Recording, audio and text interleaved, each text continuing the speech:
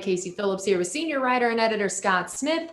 And as always, we take your questions and topics here. We want to know what you want to talk about. So if you're not already watching on the Buccaneers Facebook page, you can head over to the live video there and submit your comments and questions for us. While we give people a little bit of time to start doing that, Joe Tryon signed officially yesterday. So take us through that and what that means in terms of how many of our guys are signed, are not signed, and everybody always wants to know about the salary cap situation this time of year and how signing new rookies affects it.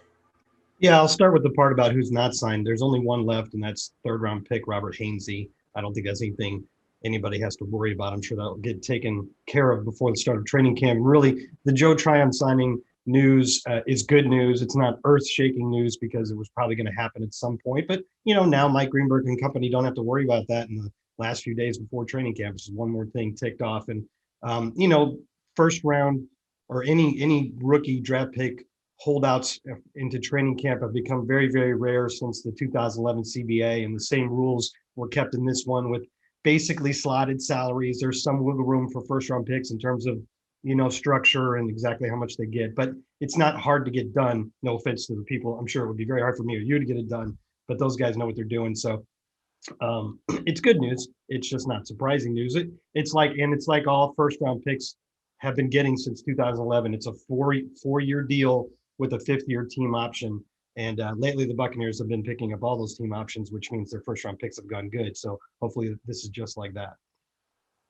I know something that we just did coffee with Carmen and Casey right before this, and I wanted to get your thoughts on something we were asked on there that we've talked a lot about the 4 quarterbacks on the roster, what we think that could look like in the regular season.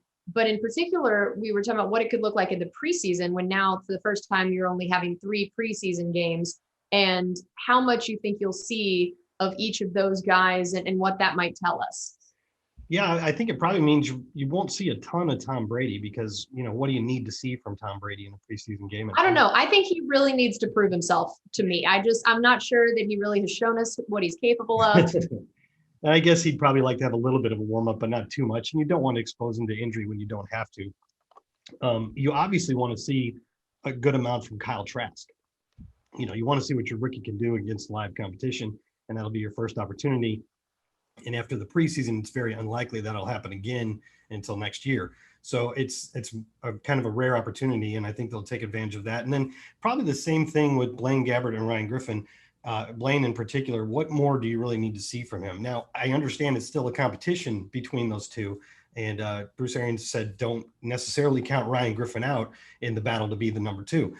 So you can't. You have to let those guys compete a little bit. So I would think they would get most of it, or they'll both get about an equal amount of playing time, I would suspect.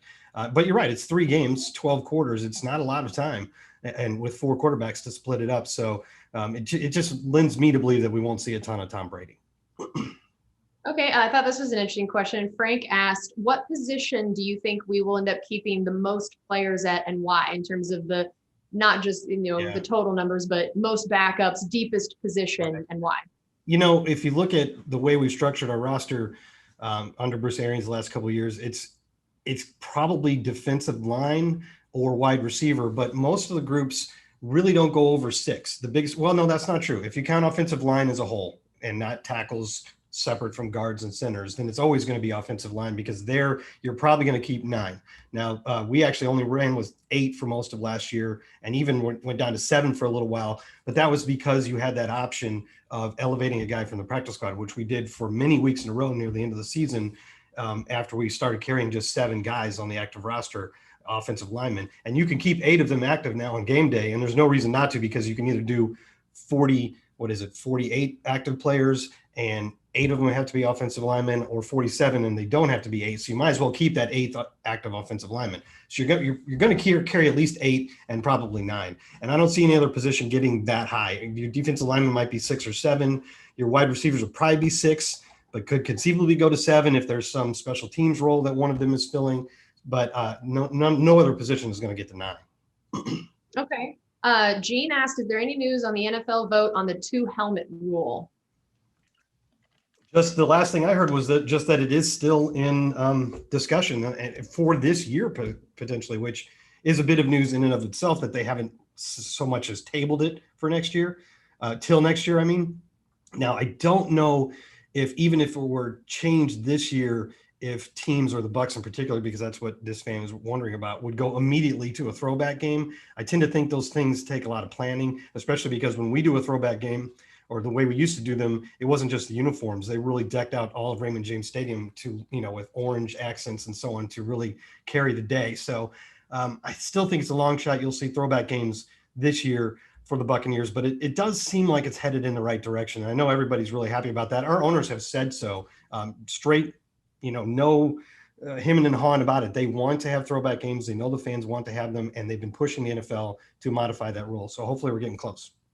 Yeah, I can't imagine there's another team or fan base as invested in that rule as ours. Everyone has been asking about that for so long. And I do think it is good to point out that it is a very intricate process, that it is not something where you get a vote today that you can do it, and tomorrow you can just bust out all these throwback uniforms and stuff. There are a lot of logistics of getting it where the team has what they need, and there's even, the stuff for sale for fans and all. I mean, there's just so much behind the scenes that goes into that, and coordinating with Nike and getting the jerseys made. It's a long process. Yeah, and I don't know if there would be an amendment to the rule if they suddenly now in July or August said you could use 2 helmets for this season.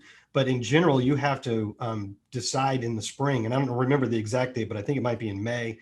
You have to decide exactly which uniforms or jersey color that you're going to wear in every game, because that has to be communicated to the other team so they can prepare as well. So you don't get to change. You would think the Buccaneers they tend to wear white jerseys early in the season at home because it's so hot, and then get to their color ones later. But you might have a game in late October that you were planning to wear your red or even your pewter jerseys, and it turns out that it's still 98 degrees in Tampa in late October, and you want to switch to white, but you can't at that point. You have to stick with what you said. Yep, that's very true. Mike wants to know when you guys are bringing back salty dogs. Well, it's kind of like when we started the top of this show, we had the Joe Tryon news, but was there any other new news to talk about? We thought about doing one around one of the main events like the draft, but it just didn't come together. So it'll probably be in training camp, I would think. You want to have a lot of stuff to talk about, and you also want to have people here that could conceivably be your guests. I mean, for the latter part of last year, Jeff and I started doing it without guests, simply because with all the COVID protocols and all the stuff that our PR department had to, coordinate, it wasn't helpful to anybody for us to try to get a guy on the phone every week. So we just did it, but we want to go back to having guests because we think the fans really like that part. So it'll probably be in training camp when it'll be easier to get guys on to join with us. Yes, that is very true. Well, it'll be fun to bring back. Absolutely. All right. So Alan wants to know, do you think Darden could be that X factor in our return game this year? I think so. And I really hope so. I think I've already said on here or somewhere that I'm really, really high on Jalen Darden. I'm really excited about that draft pick. I think the Bucs are too. I mean, it wasn't just, they didn't just wait for him in the 4th round. They traded up, I think, 8 spots just to make sure they didn't miss him, which makes me think that round 4 was the beginning of day 3. So you have had all of that Saturday or Friday night after the draft ended and Saturday heading up to noon to think about what you wanted. And they were obviously fixated on getting Jalen Darden. So I think they really are excited about him. I'm really excited about him. I don't think he's something that we didn't exactly have with that just incredible, lateral movement and short area quickness. And he had some success in the return game in college, but it's pretty early in his career. And then he was such an important receiver to them that he kind of fell out of that role in his last couple of years. But as one of the coaches pointed out, the rules for punt coverage are different in the NFL than they are in college. And the reason why you see those punters in college do those sort of, rugby style kicks where they wait as long as possible to kick it is because everybody in college, everybody on the coverage team can immediately go downfield once the ball is snapped. In the pros, only the gunners can do that, and the rest of the guys have to wait until the ball's kicked until they can go down the field. So there's generally more room for a return man to catch the ball and make a move before everybody's on top of them in the NFL. So, he still has to beat out Jaden Mickens, and Jaden Mickens did a good job last year. First of all, he was sure-handed, and that's the first thing you have to be as a return man. he could possibly, that being Jalen Darden, he could possibly bring a real exciting element to that unit. And that's something we haven't had, since Clifton Smith, maybe. So I'm really excited about it. I'm really glad that the Buccaneers decided to pick a player that could address that situation in a draft where we could, pick luxuries because we had just about everything else. So yeah, I think it can make a big difference. Yeah, that is a good point about the way that it is different in college. I think that sometimes we forget about some of those things when we're looking at how a guy is going to perform in the NFL, and we're just looking at his stats or, some of those highlights, and forget some of those little small rule things that can really affect, how it's going to look at the NFL level. Yeah, I think that's why Jaden Mickens was taking some time at one of those mini camp practices to just go over with Jalen Darden all the little nuances of the little rules that are different in the NFL, which was a nice thing for Jaden Mickens to do. Yeah, you could tell he was taking him under his wing and being very intentional with that, which is very cool. And related to that, Daniel asked, do you think our special teams has made a major improvement on paper? Yeah, and that's a good way to put it, on paper, because they're going to be relying on some rookies probably. There's a chance that 5 of our 7 draft picks will have some sort of role on special teams if they can get a helmet on Sundays. By that I mean if they can be one of the 48 active players. And they, Buccaneers specifically targeted some of these guys because of what they could do on special teams. Now, you take a guy like KJ Britt, a linebacker from Auburn, the 5th round pick. Now, he was a good linebacker, especially against the run, a real hard hitter in college. And maybe he can eventually, play on defense for the Buccaneers. But he can absolutely help right now on special teams. And the Bucs kept that in mind with guys like him and Grant Stewart when they drafted them. And then you got Chris Wilcox, the 6th round pick, he's exactly what you look for in terms of traits for a special teamer. In terms of his size, he's a big corner. He's really, really fast. It's kind of like Ryan Smith. Ryan Smith was really fast, had good size, never really found much of a role on defense, but was able to put those traits together into a nice package as a gunner. Even Joe Tryon, they've said, because they like that his size speed combination could be a guy that helps out on kickoff coverage and kickoff return. So probably just about and then we already talked about Jalen Darden. So probably just about everybody except Kyle Trask, obviously, and Robert Hainsey, the rookie lineman, could be like on, kicks place your kicks. Field goal. Yeah. But that's a lot of guys. That's a lot of additions that were specifically made for that reason. And yeah, I think that actually could make a difference. I hope so. Yeah, I think that's a great point. Clifton asked, with OJ Howard's return, how do you see him fitting in the offensive rotation? I would just look at what happened in the first 4 games of last year when OJ, Rob Gronkowski came in, and because he's just so good as a 2-way tight end, his blocking was really helping a lot. He was the starter when you're going just one tight end. But the Bucs ran a decent amount of 2 tight end sets with Gronkowski and OJ Howard. And before OJ got hurt at the end of that 4th game in that comeback against the Chargers, he was, at the end of that game, 4 games in the season, he was the tight end on the roster with the most catches, the most yards, and the most touchdowns.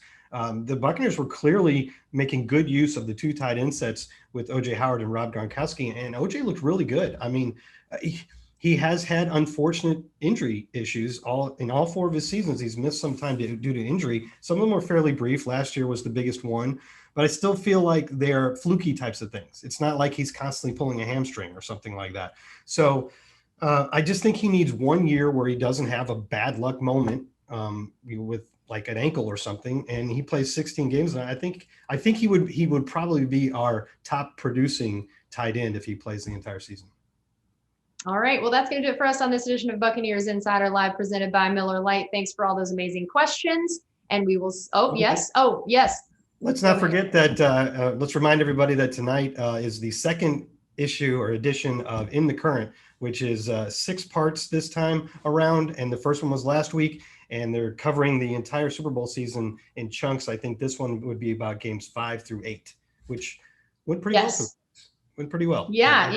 I'm so glad you brought that up. So yes, everybody check out In the Current, coming out tonight. And if you already missed the first one, catch up on that first, and you can just binge watch all the amazing content about last season. We can all just relive it before Bruce Arians tells us we all have to move on and it's a whole new season. All right. We'll see you guys next week.